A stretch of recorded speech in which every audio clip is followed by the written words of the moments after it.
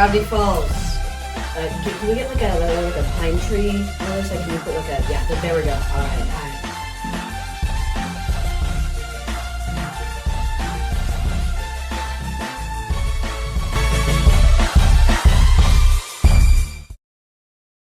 Alright, hey everybody, and welcome back to Gravity Summer, the show where every day this summer I'm going to be reviewing a Gravity Falls episode till I finish Season 1.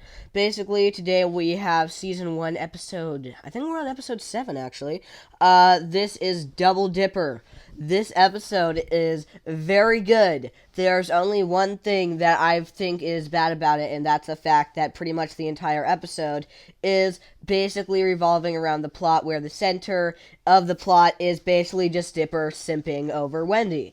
Luckily, there aren't too many episodes where like that's like kind of the main plot, but this is one of them. However, other than that, it is actually a really good episode because even though that is kind of what the plot is about, it's done in a way that I don't think I've ever seen a plot like this done before. So it's still a good, like, they find a way to do it very well. Basically, there's a big party. Grunkle Stan is throwing a big party at the Mystery Shack, and Seuss, God bless his heart, he is amazing, is the DJ. Basically, when Dipper and Mabel go upstairs to the printer to print flyers for it, they realize that the printer can print, like, living things. So, like, Dipper decides to, like, put himself inside the printer. Wouldn't you know, there are clones of Dipper. This is a very fun plot that is incredibly fun. And even though this episode technically does revolve around just Dipper literally just simping over Wendy the whole time,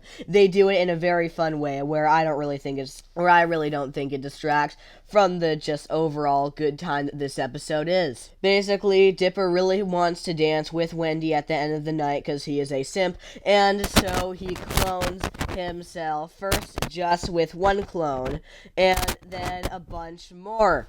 This is a really funny premise that does, yes, basically hijinks ensue, and this is a funny episode.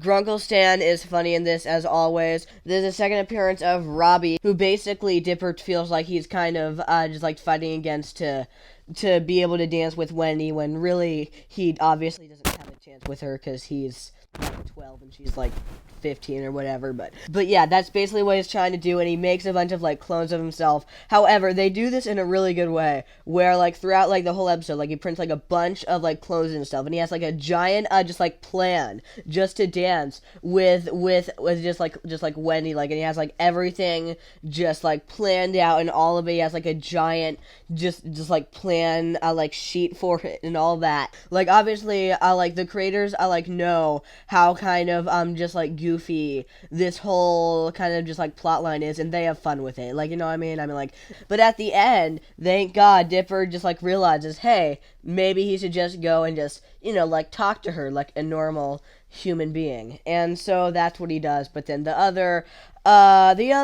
clones get mad at him. They have a giant fight, and it's honestly really fun.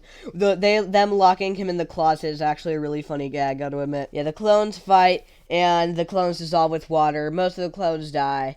There's also a subplot, which is our intro to... I don't remember her frickin' name. I don't know, whatever her name is. I literally forgot. Who right now is basically, like just the bratty, just like popular girl, like, like it's basically like designed just for you to just like hate her, which she's very hateable. They did a good job with that. As then the later episodes, they'll actually like find a way to make her actually a really compelling character, which I did not expect. I don't think anybody expected a character like that, for them to actually just like go the extra mile and actually like make her have depth. The fact like that she literally just like bribes Old Man McGucket to also clap, having like, and that's how she wins, by just one guy, I thought was very funny. But yeah, overall, this is also more importantly, I would say, this is also our introduction to Candy and Brenda, who, yeah, those are kind of like Mabel's, friends for pretty much like the majority of the show. But yeah, overall, that is Double Dipper. It's a pretty funny episode, pretty fun plot, but, so yeah, it's a pretty funny episode. But yeah, that's it, and I'll see you guys tomorrow.